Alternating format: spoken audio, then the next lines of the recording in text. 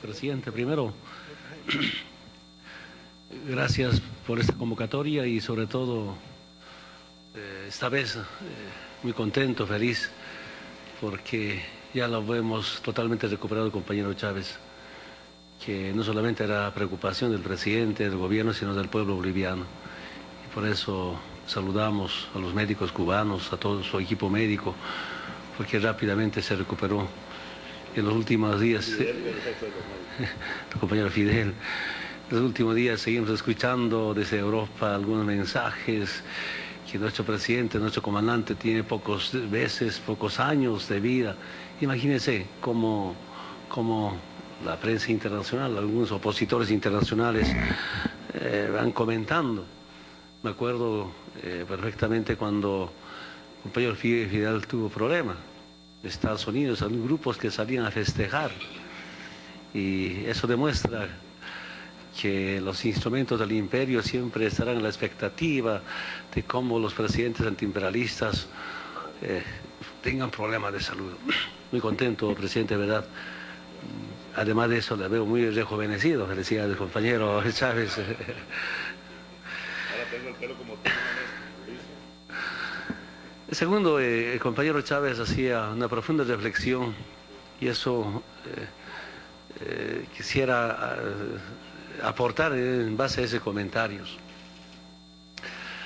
Desde ya jovenzuelo, adolescente, escuchaba permanentemente en Bolivia a los líderes sindicales, antiimperialistas o antineoliberales o dirigentes políticos.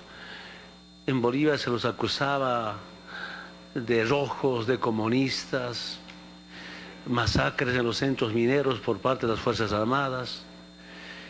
Y posteriormente ya soportamos algunas acusaciones de comunistas, de rojos, pasamos a ser narcotraficantes. Todos quienes se han opuesto contra el capitalismo, contra el imperialismo y contra las políticas neoliberales. Y finalmente, después de ser acusados de narcotraficantes, pasamos a ser terroristas. Y cuando empezó este movimiento a la cabeza de Fidel, con Pedro Chávez, me acuerdo también, que valga la oportunidad para hacer una reflexión, les llamaba Eje del Mal. Y Eje del Mal va creciendo, nos incorporamos al Eje del Mal y otros presidentes ahora, los presidentes del ALBA somos, o gobiernos del ALBA somos de Eje del Mal. Pero hace unos días, otra vez, nos acusa desde el Departamento de Estado de Estados Unidos, la Agencia de Inteligencia de Estados Unidos, y nos dice gobiernos populistas y autoritarios. Hay una serie de acusaciones permanentes, pero yo me quedaría satisfecho. Ya no somos de Eje del Mal, somos populistas y autoritarios. Pero si hablamos de autoritarios, ¿quiénes son los verdaderos autoritarios? Es el imperio, Estados Unidos, que llevan bases militares en algunos países. Son quienes invaden militarmente a tantos países en el mundo. Y por tanto, creo este grupo de trabajo de los países del ALBA, TCP, saludamos en un buen momento, se juntaron dos presidentes de gobiernos, Cuba y Venezuela, nos incorporamos y sigue creciendo. Cuando hace momento el compañero Chávez nos informa que hay otros países que quieren sumarse, bienvenido. Y tal vez con el caso de Honduras ha tratado de frenar, ha tratado de amedrentar a los países que quieren ser parte de este proceso de liberación, pero por primera vez a la cabeza de presidentes, a la cabeza de gobiernos, con propuestas, con programas, y junto con otros movimientos sociales. Habrán siempre algunos problemas internos que tengamos, cuando también algunos hermanos confundidos son usados por los enemigos históricos del movimiento indígena o por los enemigos históricos del movimiento popular. Pero esta mañana le comentaba al compañero Chávez, ¿por qué no están nuestros comandantes de las Fuerzas Armadas, de los países antiimperialistas o gobiernos antiimperialistas? Por lo menos en Bolivia tenemos una linda experiencia con las Fuerzas Armadas. Las Fuerzas Armadas estaban cansados de que sobre pretexto de lucha contra el narcotráfico vean uniformados extranjeros norteamericanos a mandar a dirigir a nuestras Fuerzas Armadas. Yo tengo todavía información de algunos países vecinos o países de Sudamérica donde hay bases militares. Sus Fuerzas Armadas están cansados que, sobre pretexto de lucha contra el narcotráfico, hayan bases militares y que estén sometidos al tutelaje norteamericano. Claro, las Fuerzas Armadas son tan disciplinadas, a veces tienen que aguantar callado esa intromisión militar norteamericana. Por tanto, en las próximas cumbres deberíamos de convocar a nuestros comandantes que debatan de manera sincera, con claridad, con horizontalidad, por qué es importante trabajar o luchar por la soberanía, por la dignidad, por nuestra identidad. Y siento que deben participar nuestras Fuerzas Armadas, porque como hace un momento comentaba, usted cuando yo lo comentaba, en Bolivia de verdad las Fuerzas Armadas se han creado antes de la fundación del Estado, la República, el Estado colonial. A mí me ha impresionado cómo entre mestizos, criollos e indígenas se juntaron para organizar la guerra de guerrillas mediante las republiquetas, los guerrilleros de la independencia, movilizados.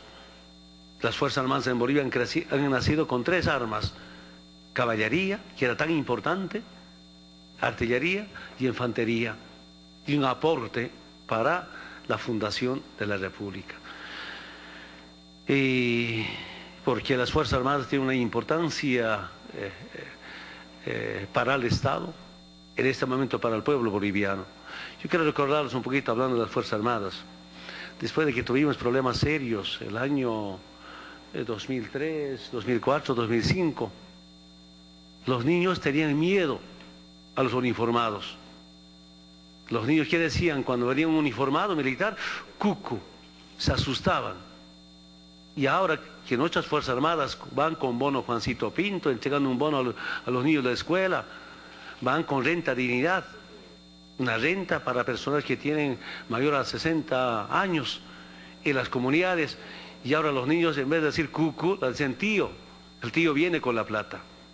Entonces, ¿cómo empieza a cambiar la imagen de las Fuerzas Armadas? Antes no fácilmente podían estar en algunas ciudades porque por instrucciones y por decisiones políticas hicieron mucho daño las Fuerzas Armadas al pueblo. Y por eso deberíamos de convocar a nuestros comandantes que debatan, que nos sugieran cómo ellos deben garantizar, seguir garantizando la dignidad, la soberanía, pero también nuestros recursos naturales. Yo debo reconocer, y tal vez por primera vez de manera muy sincera, cuando ganamos las elecciones del 2005 y asumimos la dirección de Bolivia como presidente junto a un gabinete, hay 2 programas fundamentalmente nos han fortalecido: el de Cuba y de Venezuela. El de Cuba, la misión Milagro, la operación gratuita. Creo que hasta ahora estamos llegando a más de 600 a 700.000 operados gratuitamente, inclusive de algunos hermanos del Perú, la vecina localidad con Perú, Copacabana, algunos hermanos argentinos, algunos hermanos brasileños. Yo me quedé impresionado, que es una solución muy práctica para la gente que no tenía vista. Y en este programa llamado Bolivia Cambia o Cumple, una cooperación que nos ayudó bastante a consolidar ese momento cuando realmente necesitábamos de la cooperación, de la ayuda, como hicieron una ayuda incondicional. ¿Por qué levanto esto? Los países, realmente los países ya liberados, por lo menos, o con políticas, programas clarísimas, son más solidarios. Solidaridad incondicional. Y me acuerdo cuando Fidel me decía, por ejemplo, y repetía en muchos medios de comunicación o muchos eventos de esta naturaleza, que no hay que compartir la sobra, sino lo poco que tenemos. Y tratamos de hacer, aprendiendo del compañero Fidel, este es mensaje de solidaridad. Y ahora estamos en otros tiempos. tiempos donde este grupo de presidentes del ALBA, pues cómo compartir experiencias en políticas sociales, en transformaciones estructurales. Este grupo de presidentes, cómo podemos más bien desde aquí, no solamente para la liberación en América, sino porque en todo el mundo. ¿Y por qué en todo el mundo? Mira, la crisis del capitalismo. Yo quiero expresar, a ver, la gente que venimos del campo, cuando hablamos del capitalismo o cuando hablamos del empresario, pensamos que el empresario, el capitalismo, les sobra plata, cargan plata. Como el capitalismo podía tener una crisis económica, financiera. Cuando hablamos de un empresario o un transnacional, nosotros pensamos que les sobra plata. Y les cuento una historia, compañeras y compañeros, presidentes. Había una empresa, Transredes, que era dueño de todos los ductos de gas, de petróleo en Bolivia. Y el pueblo cochabambino nos exigía la construcción del gasoducto Carrasco-Cochabamba, del nuevo gasoducto de la zona productora de gas del trópico de Cochabamba, la provincia de Carrasco, a Cochabamba, GCC, gasoducto Carrasco-Cochabamba. El 2006 nos venía a pedir plata, que el Estado, el gobierno debe garantizar 100 millones de dólares de crédito. Yo decía, ¿de dónde podemos conseguir eso? De la CAF, para que esa transnacional pueda invertir en la construcción de este gasoducto Carrasco-Cochabamba. Yo tenía muchas dudas, algunos técnicos decían, no, hay que garantizar nomás el crédito para las Transredes. ¿Cómo vamos a prestárselo plata para una empresa transnacional, Transredes? Ahí, no, al técnico cuando me decía, hay que ayudar a prestárselo, yo no contestaba ni sí ni el no, pero mentalmente o en mi mente, en mi conciencia, no aceptaba. ¿Cómo vamos a prestárselo plata para una transnacional y que invierte en gasoducto? Y a veces decía, nosotros nos prestaremos pues para invertir en eso. Y ahí está Transredes. Más bien había estado financiando una conspiración contra el gobierno, pagando a nuestros opositores. Y ahí dijimos, hay que nacionalizar los ductos correspondientes. Nacionalizamos, se va a Transredes, y después nuestra empresa, Yacimientos Petrolíferos Fiscales Bolivianos, empieza a construir. GCC no nos hemos prestado ni un dólar, y tampoco con 100 millones de dólares, sino con menos plata hemos construido, ¿no? GCC Gas Carrasco-Cochabamba. Entonces, ¿qué nos damos cuenta? Cómo las transnacionales, sobre pretexto de inversión, usa a los estados, se endeuda con garantía del Estado, cuando nosotros podíamos hacer. Entonces, son, ¿no?, formas de cómo seguir saqueándonos, de seguir sometiéndonos. Y cuando hace un momento escuchaba las intervenciones con relación a ver cómo gestar nuestras empresas públicas de estados para juntarnos, en algún momento decía las gran nacionales tenemos ahí, y pues lamentablemente no estamos pudiendo desarrollar como estas empresas podían hacerse cargo de la industrialización, inversiones entre estados públicas. Entonces, esos temas nos enseñan que nuestras políticas, nuestros programas no están equivocados. El problema es que también cuando hablamos del Banco del ALBA, de ese sistema único de compensación regional, que nosotros debemos ser ejemplo, modelo de acabar las burocracias que tenemos internamente, cómo ser más operativos, más prácticos, y si hay algún problema que se presenta, pues solución de manera inmediata y no esperar, quién sabe, y decepcionamos también a nuestros pueblos en nuestras naciones. Yo quiero compartir este trabajo que hacemos. Ahora, ¿cómo impulsar? Bueno, tenemos un documento que nos hace conocer sobre el Banco del ALBA, porque si el capitalismo tiene semejante crisis en temas de alimentación, temas energéticos, entonces, ¿en quién podemos creer? ¿En capitalismo? ¿En el imperialismo? Los pueblos se dan cuenta perfectamente, pero ¿qué proponemos desde acá? porque para mí no solamente es importante una liberación económica financiera, sino acompañamos a una liberación social y cultural con una liberación económica financiera, necesariamente hay que acompañar con otras políticas sociales. ¿Y cuáles son esas políticas sociales? Que los servicios básicos jamás podían ser de negocio privado, especialmente agua, especialmente telecomunicación y energía en sí. Esa es otra responsabilidad. Como desde acá gestar una nueva tesis política para el mundo, para la vida, para la humanidad. Por ejemplo, los recursos naturales jamás podían pasar a ser privatizadas a manos de las transnacionales. Entonces, conjunto de temas que hay que desarrollar, y saludamos que también hay una reunión con nuestros movimientos sociales, tal vez desde ahí juntos podemos gestar nuevas políticas que permitan garantizar una liberación definitiva. Entonces, quiero decir, compañero Chávez, de verdad, muy contento nuevamente de estar acá para compartir estas experiencias. En Bolivia hemos creado un programa para garantizar alimento. Es mi agua, más inversión para el agua.